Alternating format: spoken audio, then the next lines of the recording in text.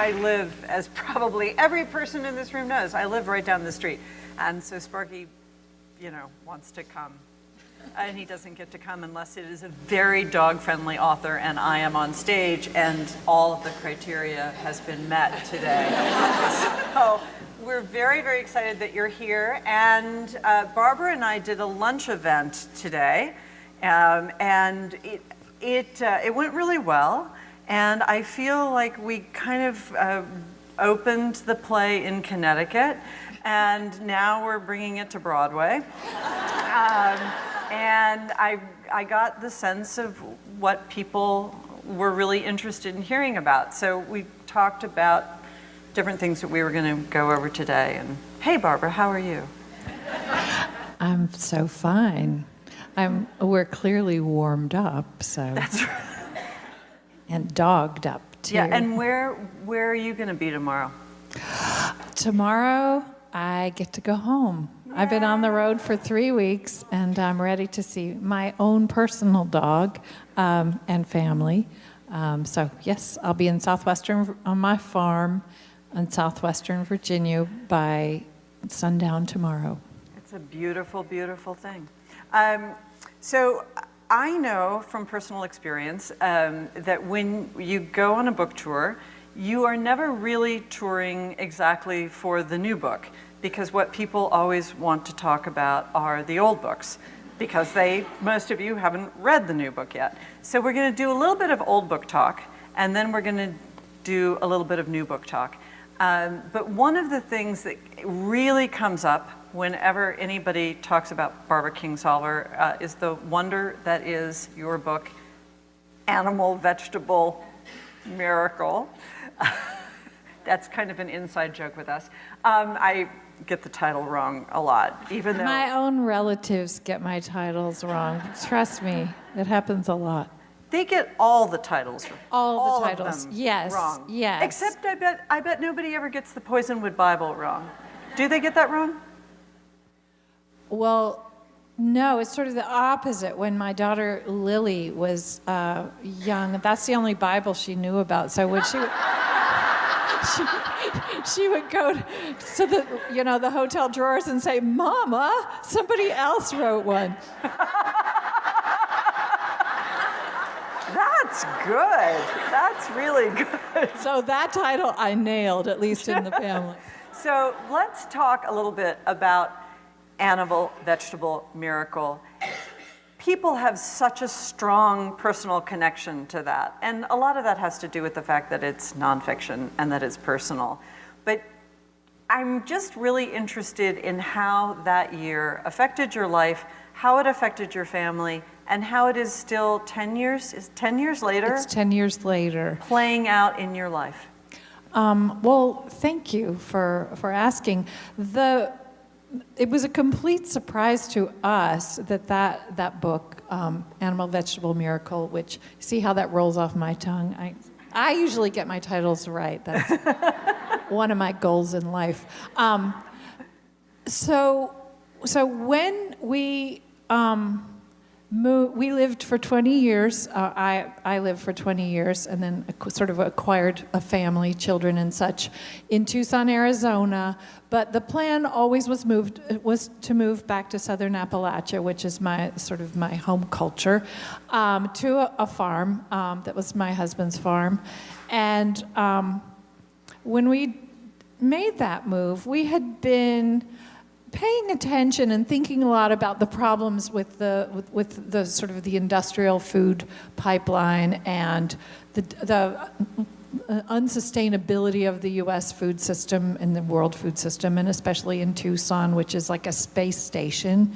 Everything that people consume there has to be brought in from elsewhere. I mean, it's a lovely space station, but it's, you get my point. So when we moved to the farm, we sort of said as a family, why don't we just try to grow as much of our own food as possible? And for everything else, just really pay attention to where it comes from. Get it from farmers markets or what have you. And then we thought, well, I guess I thought, as long as we're doing this, why not write a book about it? And then the family sort of agreed that would be a good plan.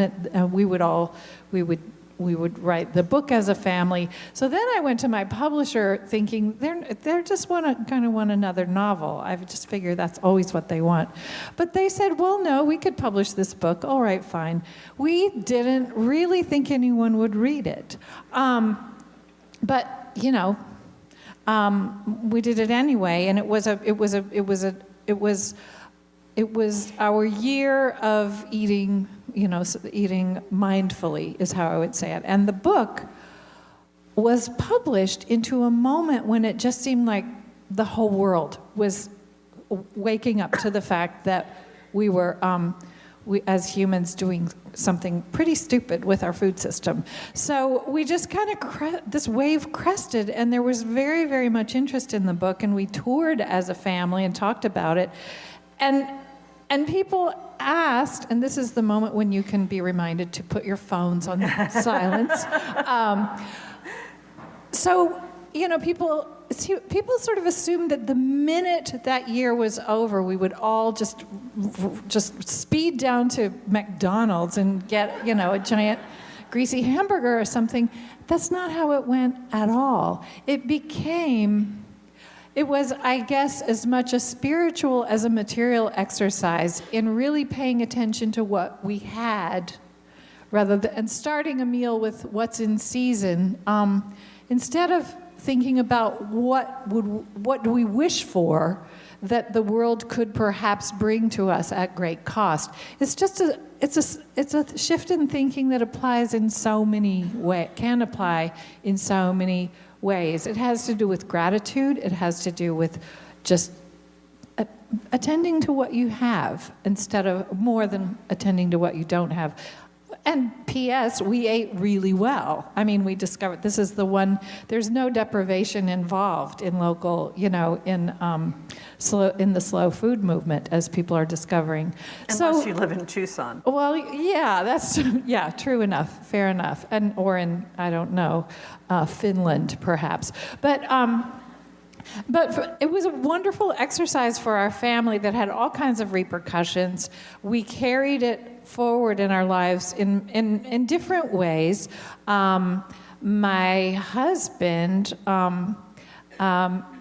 moved in. He's a college professor. He teaches environmental science, but he also started a community development project in our little rural town, which involves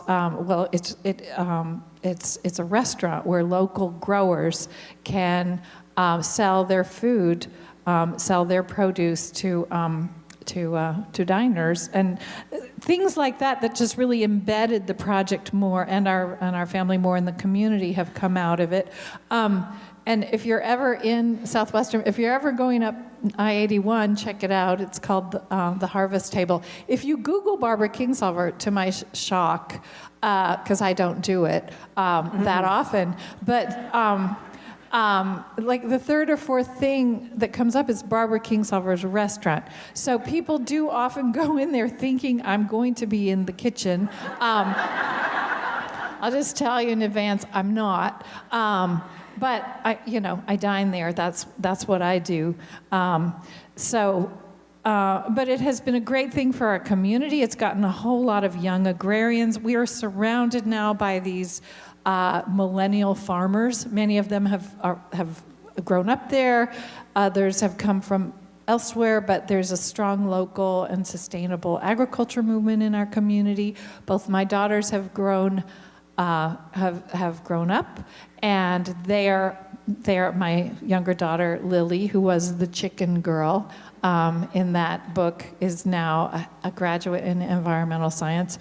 But long story short, well, it's too late for that, I guess, but sorry.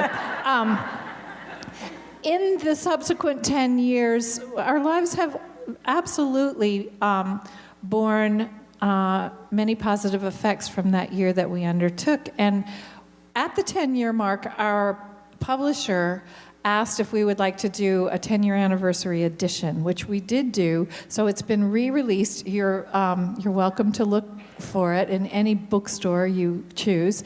No, only one bookstore you choose. At the 10-year anniversary AVM edition has extra chapters at the end written by all of us, including Lily, who now gets, she kind of gets the last word because she didn't get to write the first time. So we've all added extra chapters to that book, and so if you care to know more, it's all there. And you guys have students who come down, don't you, to study farming with you?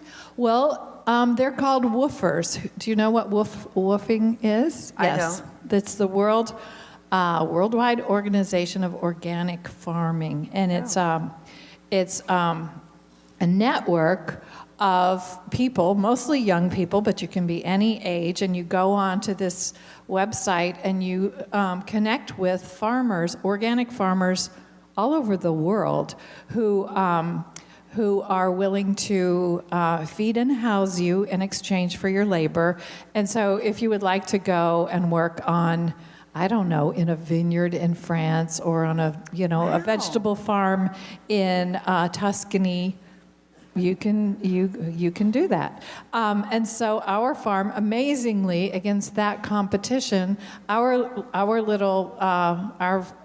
farm, and the restaurant has its own farm as well, in Southern Appalachia, gets lots and lots of woofers every year. So people come, some, and it's a mix. I mean, the work ethic is not always there, but people come with interest to learn about organic farming, and they leave with dirty fingernails, and something has happened in between, for sure. One of the things that was so interesting to me when I was at your house and I saw this farm, you told me that you guys grow the onions and the potatoes. And why? Because I love that. Well, because a restaurant needs a lot of potatoes and onions and celery that most farmers around us, or organic farmers, don't grow because you can't sell them for very much. So at the farmers market, I mean, growers, it's hard enough actually to break even as a farmer. And in our region, these are a lot of former tobacco farmers who have transitioned to organic vegetables because there's very little that you can grow on the kind of land that we have, vegetable-wise, that really pays as much as tobacco does. So growers for the farmers market are growing, you know what they're growing, heirloom tomatoes, those beautiful, colorful cauliflowers, these beautiful exotic things that bring top dollar at the farmers market. Potatoes, nobody's going to pay very much for potatoes, but the restaurant needs them. So the restaurant farm was actually started specifically to fill in the gaps of what the restaurant needed that other growers weren't producing. I think that shows enormous humility on your part to grow those potatoes. I not only do I grow them, I dig them.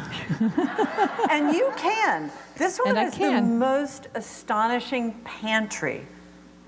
Your pantry is a work of art. Why, thank you. It's amazing. And are you in there putting up those peaches? And we can't. The serious canning months are July, August, September. Yes.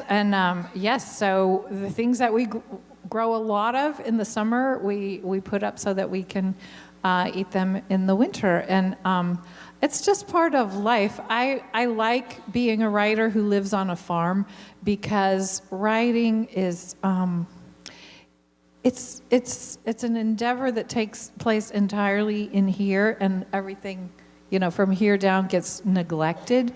So it's so easy easy isn't the right word. It is so compelling. And so frequently happens that, especially when the writing is going well, right? You're in that part of the novel where you just can't wait to get to your desk, and you're there, and I'll get to my desk at 5 a.m, and I might be there for 5 or 7 or 9 hours and completely forget that I have a body, because you just go to this other place. And then suddenly you wake up and you say, oh, I have a body and all of it hurts a lot. So it's really, it's not just, it's actually, I think, a very wonderful balance. It offers a wonderful balance to live in a place where there are other things that I have to do. We raise sheep. We have Icelandic sheep. And so in lambing season, which is in April, I might have to run down to the barn and turn a breech lamb. I mean, this is a regular thing, or deliver triplets, or worse. And that won't wait. I can't say, not done with the chapter yet. I just have the farm has its own rhythms, and I'm trained as a biologist. This is what I believe in, that there is a world beyond human construction that answers to its own laws, and I really enjoy being a part of that. I just think as a physical and a spiritual exercise, it's very good. It's a very good life for me to do both of those things. Yeah. The other book that you have to talk about if you're sitting on a stage talking with Barbara Kingsolver is Poisonwood Bible. And there are so many different questions that I want to ask you, but you are working on a film project related to Poisonwood Bible right now. Isn't that nice? Yeah. So there's no Moses in it, just so you know. Okay. One of my questions about this is, I've never gone back and reread my books, but I bet if I did, I would think of some other things I would want to put in there. Or I've had the experience of going someplace and thinking, oh man, I wish I had known about this when I was writing this book. Is there that feeling working on a screenplay for a book that you wrote? How old is that book? 98. So. 98, okay, yeah. So 20 years. 20 years, yeah. And that you know things now, 20 years later, you didn't know then. Do you get to put them in? Well, yes, in a film, yes, in a screenplay, it has to be true to the book in spirit. Sure. But it can diverge variously. So if I discovered something really, if I happened to discover some big mistake, that would be an opportunity to correct it. But it's interesting what you say about going back and to our earlier work. Which is not something we ever do. No. After the book tour, at which time you're forced to read segments of your work, then so you not put tonight. You're not necessarily. Then you put it away and you never open it again, because why would you? So actually, the most interesting experience I had in that regard. Which was not the Poisonwood Bible, but I think it's worth bringing up because it goes to this question of our earlier work and maturing as writers and having to confront the writer we once were. When my first books came out in '88 and the early '90s, audiobooks were not a big deal. They had those abridged, very highly abridged versions, which I hated because they take 15% literally of your book, and that no. So I didn't want to do that. So my books were not in audio, but I record my own audiobooks, and that's kind of another question. But I love doing that. And so my publisher recently decided to get my early books back into the catalog, into the audible, or not, I didn't say that word, the audiobook. The Libro FM. Yeah, that's right. Yeah, exactly. Yeah. So they said, well, would you go into the studio and record Animal Dreams? Wow. And so I said, of course. This was in June. Well, I wrote that book when I guess I was, 33. So that was a while ago. That was 3 decades ago, exactly. So So I thought, well, this will be fun. And then, like, the weekend before I was going into the studio, I thought, well, I should probably read that book to reacquaint myself with, how to pronounce people's names and such. And the first chapter was I just kept saying, who wrote this? Who wrote this? And it's not that I thought it was terrible. It's not even that I thought it was bad. It just wasn't the book I would write now. Yeah. And I would say the way I would characterize the difference is that I kept wanting it to be more economical. I felt that it was, the writer I am now kind of holds her cards closer to her vest. I thought that it was emotional. It was a book a 33-year-old would write. And I had to make my peace with that. And I had to remind myself that many, many people have told me, even in very recent times, this is their favorite of my books. Sure. So it's an interesting exercise to think about the fact that there needs to be room in the world for all of the different writers that you have been, because there are so many readers and each one of them wants something different from you. Yes. And it's not even necessarily the 33-year-old readers, but there are people right now who want what Yes. that writer had to offer. You know what I'm saying? So, and this is what we were talking about at home in terms of fashion, and that fashion actually changes, and we don't feel like we are influenced as novelists by the fashion of the moment and how people are writing, but we are. We are. And I just went back and reread the Rabbit Angstrom novels of John Updike, which I don't think could be published today.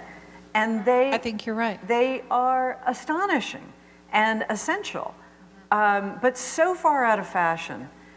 And so I completely get what you're saying, especially about economy, because now that the world takes so many bites out of our time, you've got to get right down to it. Right down to it, Yeah. exactly.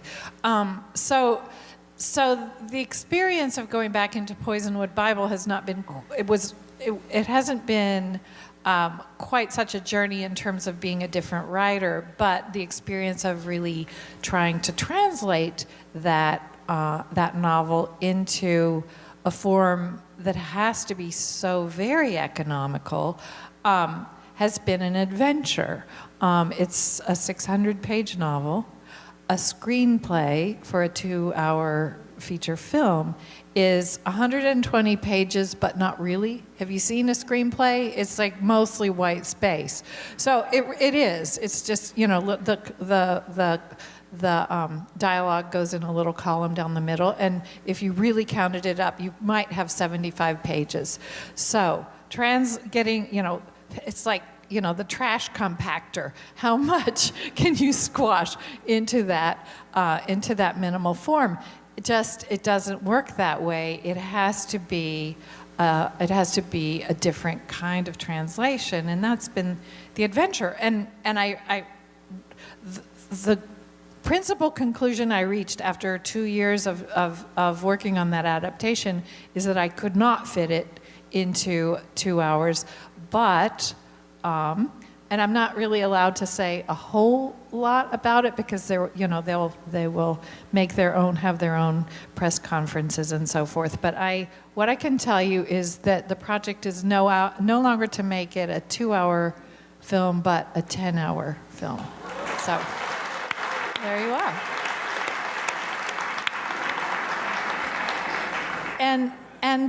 And so I think that what I'm learning, it's so thrilling to reach this age, to be at this point in my career, and to be learning something new about writing, right. as you have with writing children's books. Right. It's just a thrill to feel like you're still alive, you're still, even though it's all taking place in this little tiny part of your body, there's still room to grow in there. And so I love what I have learned as a screenwriter, and I made a promise to my editor because, the people who like you to write novels and like you to write books and like to bring those out in a regular schedule. HarperCollins is so not excited about your career as a screenwriter. We have the same publisher, and I hear this. When is she going to finish that screenplay? It's like, she needs to get back to what she should be doing. It's like The Other Woman. Did they say this to you, or did they just say this to me? They say it to me, yes. That I guess you were over there with the screenplay. It's like her. So I made a promise to my editor. I said, okay, this is a sabbatical. Everybody's allowed a sabbatical. And meanwhile, that book that you're holding, I was working on that for the last 5 years. I never put it down. There are different kinds of work that you do on a novel, and I was carrying that on the whole time. But I said, give me a couple of years really to ply my craft as a screenwriter, and when I come back to you from her, I will be a different writer and I'll be a better writer. And I believe that's true. And I think that I learned things about economy and about pacing from film work that I'm really happy to bring into my world as a novelist. And I mean, I really felt it. When I was on the first draft, and I was kind of 2/3 of the way through the first draft of Unsheltered. And I looked at the page count and I said, oh man, third act, gotta get this cooking. Wow. Gotta get this wrapped up. And I ended up actually leaving out a lot of things that I had planned because I just had a feeling for the pacing that I needed to have this 3-act arc. Not precisely, there's much more fluidity with a novel, and I don't mean to say that I write to a formula, but I just felt I had new instincts for pacing that, and my editor said, sure enough, she said she could see the difference, and so, happy ending. And you've also written a screenplay for Prodigal Summer, right? Yes. I'm just throwing you guys fish, yeah. Yeah, but that one is, the problem is that any film, any kind of screen adaptation that is whose characters are mostly women and mostly women over the age of, let's say, 21, is very, very difficult to finance. And that's just the flat out truth. I was talking to Jane Anderson the other day, who wrote the screenplay for The Wife. She wrote that 14 years ago. And she said that's how long she's been working on getting that made. Yeah, it's really all about the financing, and because it was about women. Because it's about women, and they're not running around naked or in a prom dress, right? With blood dripping down. Yeah, that was the important part, the blood. Right. So that project is still. It's still cooking, but I'm very excited about it, and I'm working with a director who's super excited about it. And so, so these things, it's not another career. I'm not going to leave my spouse for the other woman or whatever, or other man, I guess, whatever I am. But I love having, just in the same way that I've always loved being able to choose from many different vehicles for an idea as a writer. Some themes need the station wagon of a novel, to be carried, but some need the wheelbarrow of a poem. And I love, or a narrative nonfiction. There are so many vehicles, and I love having that choice, that fleet, I guess you could say. In my virtual garage. Just to take the metaphor as far as we possibly can. That's right. Can we work the serviceable Toyota into here? So I feel like screenwriting is just another one of those. Yeah. But what I always will love best, I think, is the novel. Well, let's talk about this one then, Okay. that we love the best. Because this is, Thank don't you. you always love the new one the best? Yes, of course. People come up to the table and say, all right, I haven't read any of your books. Which one should I, which one do you like the best? This one. And it's not. That I just finished. There's no contest. No, none. Unless, of course, you really have one percolating in your head. And then the that next one one. is even Yeah, better. right. But it's like, well, it's the cute little baby. This is the one that you want. And this is the one that Not these tired out kids. all the others were leading to this Right. one. And how sad it would be if your answer were, oh, the one that I wrote 18 years ago, and I've just haven't been able to match that again. But And it is a little sad, actually, when somebody walks up with a copy of Patron Saint of Liars and is like, you never top this. I know. The bean Like, trees. I'm happy you're happy. But, I know. The bean trees, they'll wave it at me and say, this is your best. And I want to say, I had no idea what I was doing when I wrote that book. But it just goes to what I was saying before about all of the writers you have ever been have a right to be in the world because there are readers, hopefully more than one reader for every one of them. And it's true. And I also think to myself, all right, I'm glad you love the bean trees. Eventually, you'll love this one the best. I also really think that people love whatever book they first read. So That's when people true. say, oh, I love Bel Canto, I love your first book, it's like, it's the first one you read. Right. It's not the first one that I wrote. Right. Yeah. And it's very meaningful to them because that's the book that brought It's the them introduction. into your oeuvre. Okay, so give me the elevator pitch for Unsheltered. Give me the plot. I mean, I can do it, but you. How many give us the floors plot. are we going up? Go all the way to the top, girl. I mean, Well- just give us a good description of this book. Well, if we're only going to floor 3, I'll tell you it's 2 families in 2 centuries living at the corner of 6th Street and Disaster. Do you want to go farther? I would like to. I mean, I can do it. If you don't do it, I can do it. But yeah. Okay. Well, I'll tell you, I always come into a novel with a burning question, something that's just really, really troubling me that I feel like I need to kind of grapple with for a few years. And it's not that I'm going to provide you with an answer. It's that I'm going to show you what a big and horribly difficult question this is. And wouldn't you like to think about it with me? So in this case, when I finished, what was it called? Flight Behavior. It was. Thank you. And so in 2013, I was looking around for what would lead me into, what big question would lead me into the next novel. And my question was sort of like, WTF?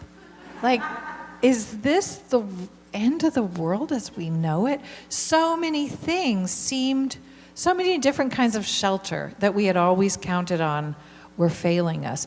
Economic shelter, social sort of civility, leadership that promised to take care of everyone rather than just some.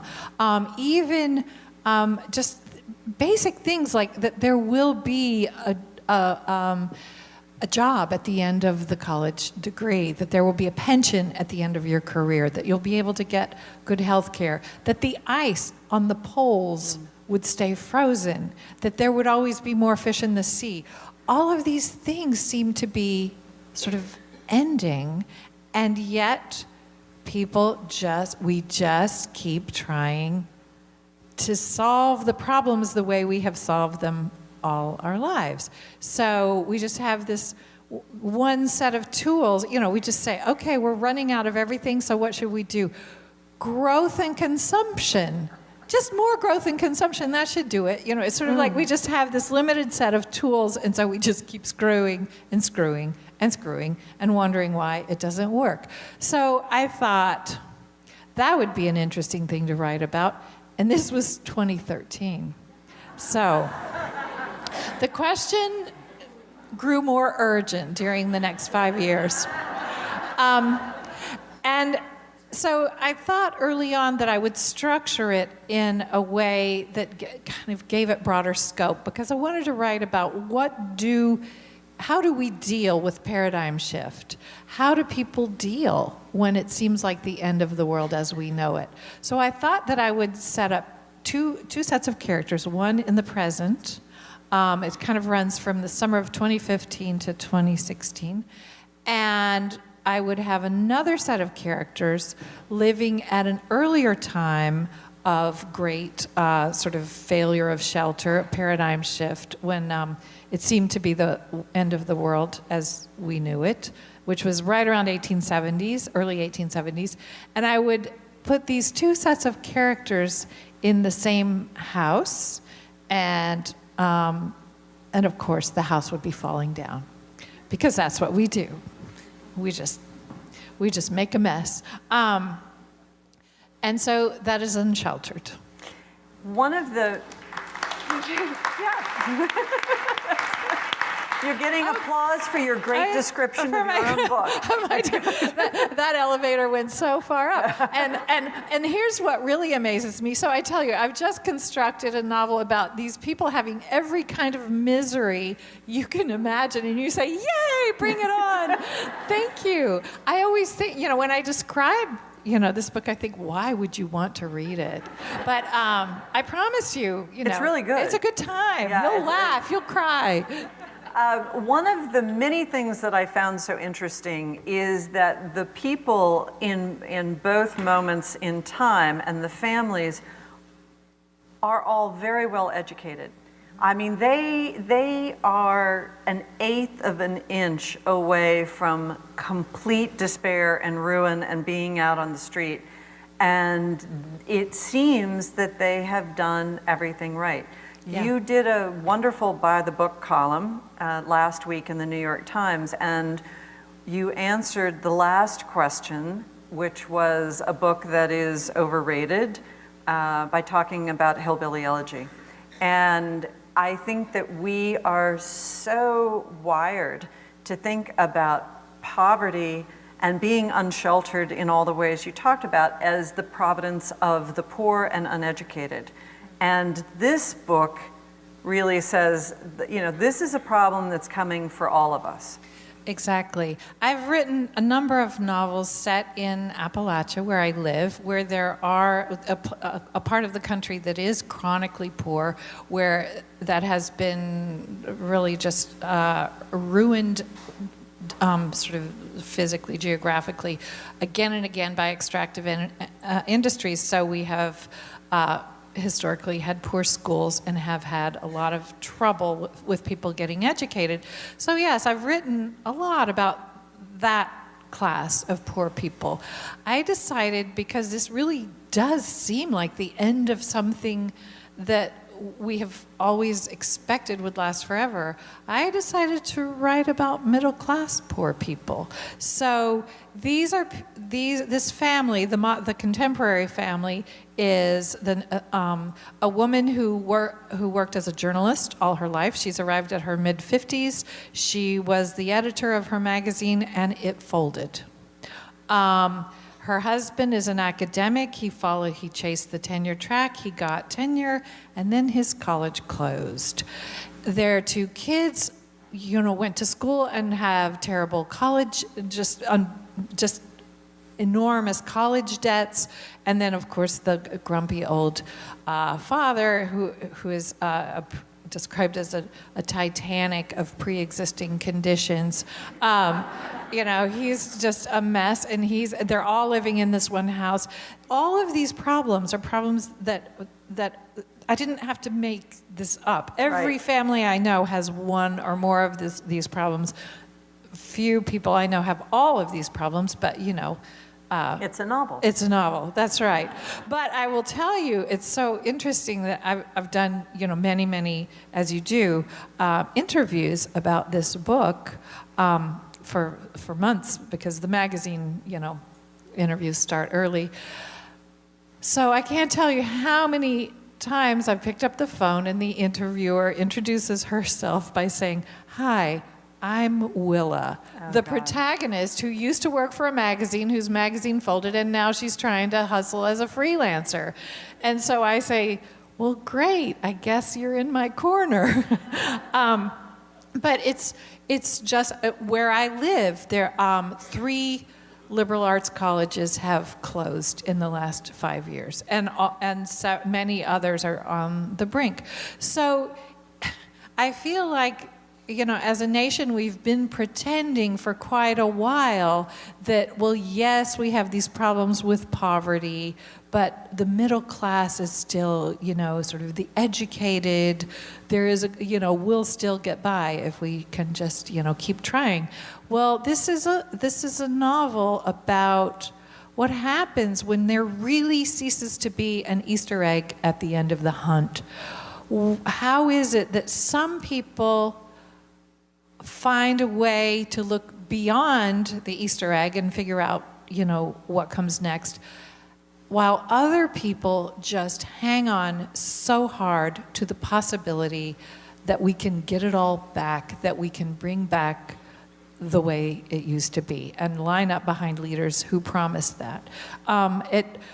When I was writing it, honestly, I was watching the strange political circus starting to come up on the horizon, and this guy that I had never seen on television, although, I'd heard of his show, and I thought, I'm never going to see him on TV.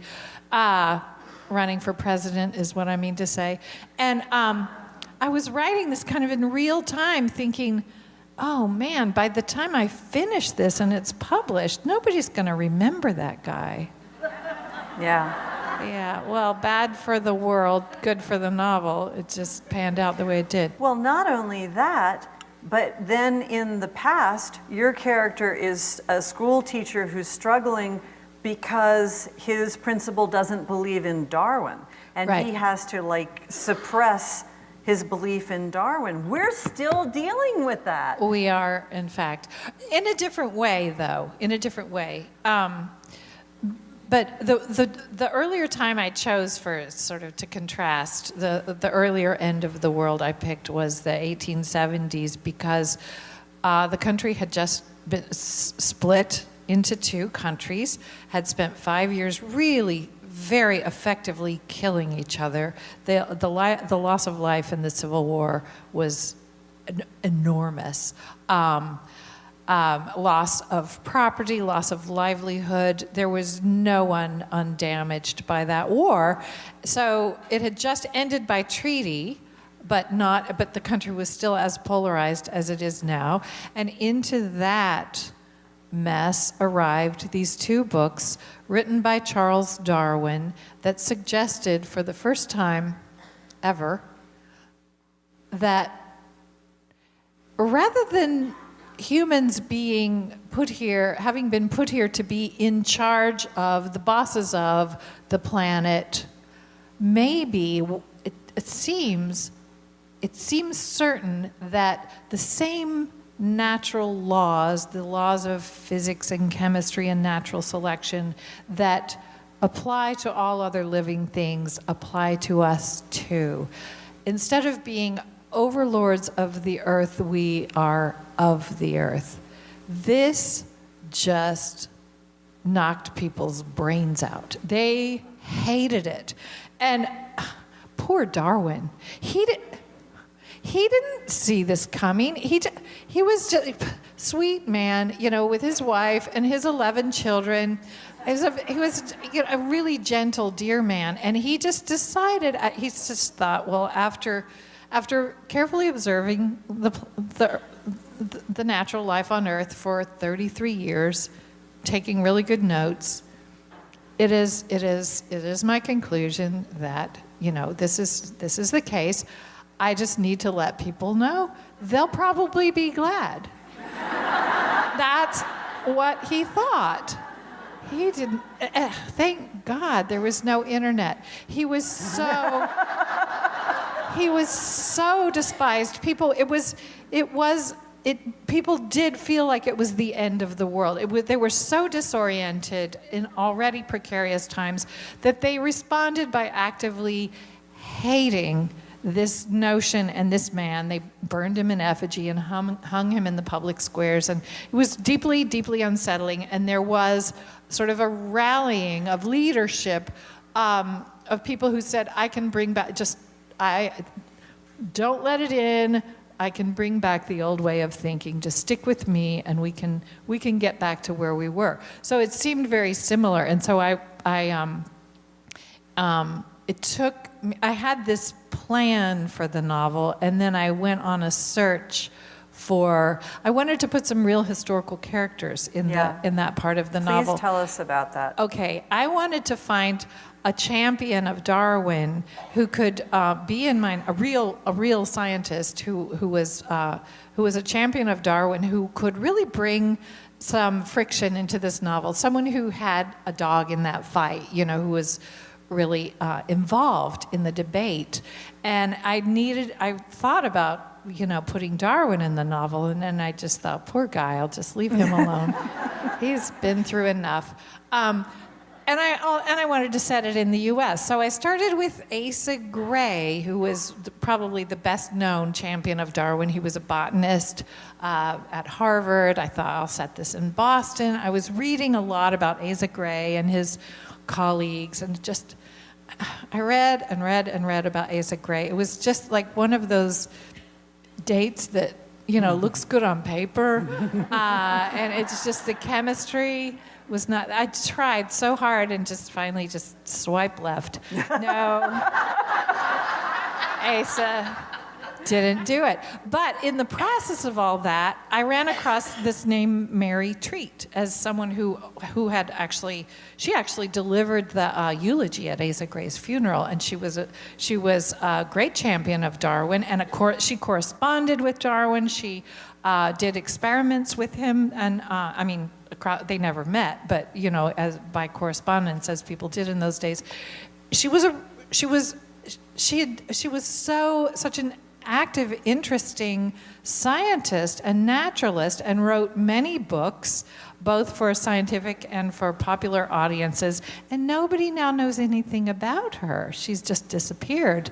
So I thought she might be my gal.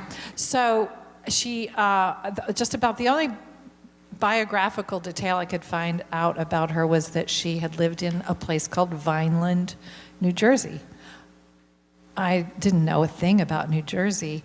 The Garden State, maybe, really? I don't know. I just didn't know I had no feeling for New Jersey, but I called up they had a historical society there, and I called and asked, do you have any archives related to Mary Treat? And it was an amazing phone call. This woman said, basically, I've been waiting my whole life for you to call. So I got on a plane and I went there, and sure enough, there was this wonderfully deep archive of Mary Treat's letters. Turns out, not only was she a very accomplished and interesting scientist, she had a fascinating life, including, she was self-taught, as of course you would have to be in that time. Women weren't allowed to go to college. She just had the moxie to, just correspond with all of these men and impress them with her work. She also had this wackadoo husband who ran off to New York in pursuit of this beautiful suffragette who believed in free love, and so Mary evidently said, Go with God. More room for my experiments. It actually left her in an ideal position. If you wanted to be, in the 19th century, if you wanted to be a woman who could pursue your own passions, your own vocation, the best thing to be would be a woman whose husband has run off chasing a suffragette. Because then nobody's pestering you to get married, but also nobody's telling you to go cook dinner. So she outlived. It's a sacred space. It's a sacred space. Believe you me. So, she was just what I was looking for as a character. So, but the bonus was I also learned that Vineland, New Jersey, was established as a utopian community, a utopian town in 1862 by this interesting fellow, Charles Landis, who bought this big, he was a real estate mogul. He bought this big plot of land, brought in the railroad, laid out the streets, named them after himself. His first, one of the first buildings he chartered in his utopian city was a historical society, so that from the very first issue of the newspaper, which he wrote and edited entirely by himself, it could be deposited in the Historical Society. And so he was the mayor, he was the postmaster, he had hotels. His leadership style was to, every law kind of helped his own businesses and his friends' businesses. He was quite an ego. He had this odd hair. Okay, are you ready for this? He really did shoot somebody on Main Street. You can't make this shit up. So that was it. So I had it. So then the challenge and the pleasure of this novel was telling these two families' stories in a way that weaves them together and makes them into one story. And boy, did you do it. Thank you. Did you ever put your finger in a Venus flytrap? That's not a spoiler. Yeah, but Mary Treat really did. She really did. She spent her whole day with her finger in a Venus flytrap. Yeah, to see if it will eat her. She really did that. She was that kind of a hairpin. She was one of those rare and beautiful people. I believe this from reading so much of her own writing and what other people wrote about her. She was one of those people who really doesn't care what other people think of her.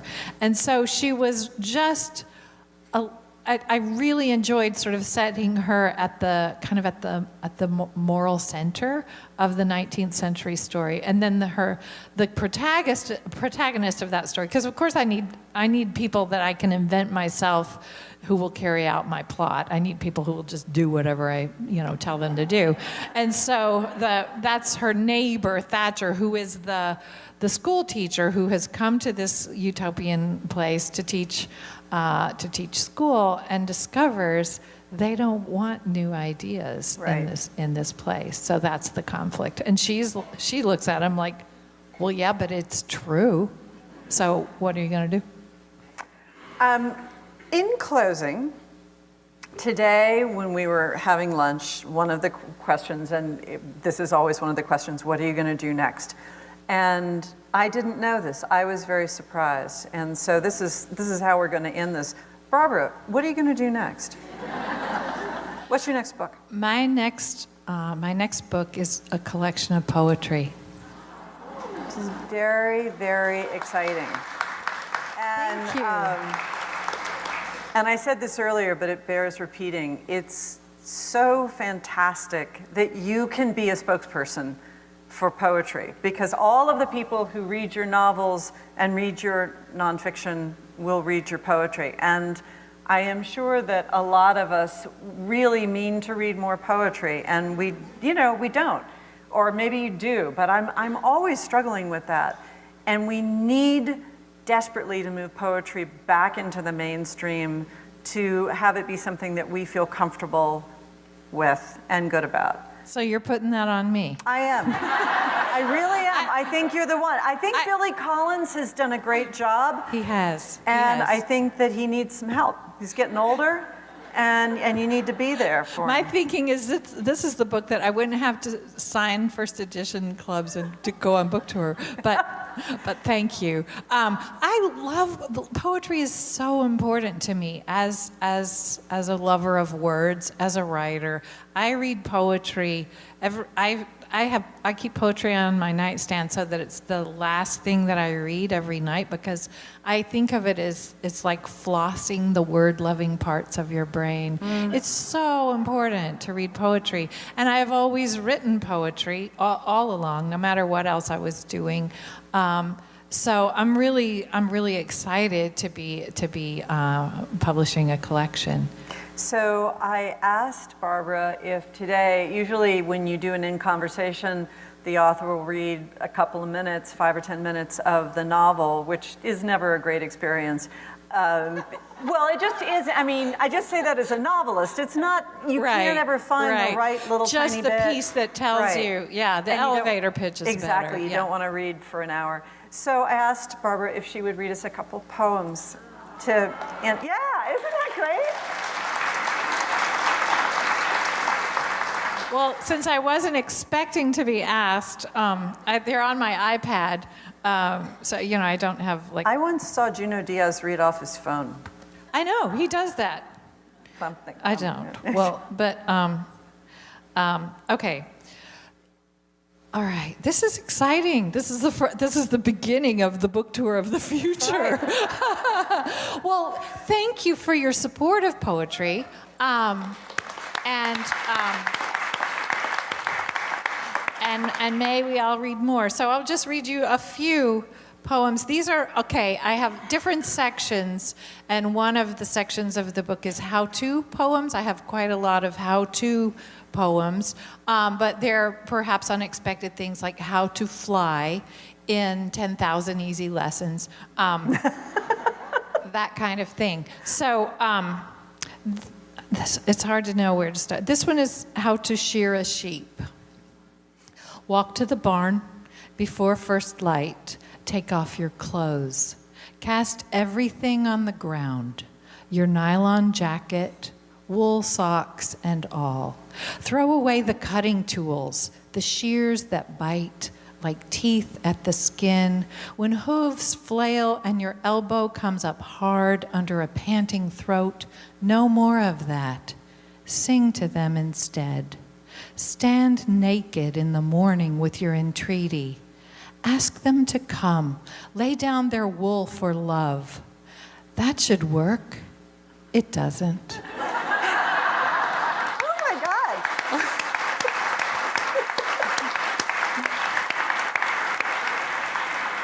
Wow, I think we should have started with this. Okay. Okay, we have how to be married and how to get a divorce. You get to pick. Married, please. Married. Oh, really? I thought sure you'd go for divorce. Okay. Both? Okay. Yeah, in which order? In the order in which it happens. Well, the divorce one is funnier, but the married one I wrote for my brother and sister-in-law's wedding. How to be married. Think of rain, the gathering sheer fall on a quaking plain, like a kiss, the long slake. Here we stand in blissful drench. It only falls, no calling it back from here. Water moves in one direction only. River infinite, grinding belly on bedrock, paring the plain to a canyon, changing the shape of the world. Love is no granite boulder, praised for its size. It's the water that parts around it, moving mountains. Nothing new. This union is ancient, steady at the bottom as ocean, wave and shore that always move and can't come apart. Think of horizons, blue-gray and heavy-lidded. Don't rule out surprising possibilities. An ocean can rise up whole into firmament, given eternity. No going back from this day. Water flows downhill, and still we are here, brand new as naked children, standing in the cool, precipitous fall. Think of rain.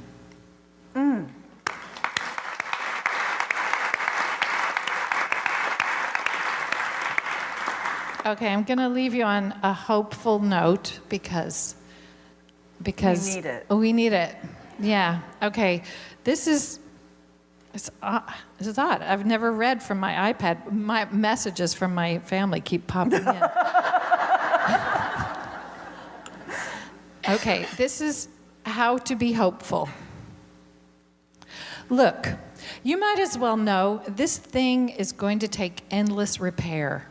Rubber cement, rubber bands, tapioca, the square of the hypotenuse, 19th century novels, heartstrings, sunrise, any of these could be useful. Also feathers. The ignition is tricky. Sometimes you have to stand on an incline where things look possible, or a line you drew yourself, or the grocery line making faces at a toddler secretly over his mother's shoulder. You may have to pop the clutch and run past the evidence, past everyone who is praying for you. Definitely not directly to jail, but passing all previous records is okay, or passing strange, just not passing it up. Or park it and fly by the seat of your pants. With nothing in the bank, you will still want to take the express. Tiptoe past the dogs of the apocalypse, asleep in the shade of your future. Pay at the window. You can pass off hope like a bad check. You still have time, that's the thing, to make a deposit. Wow.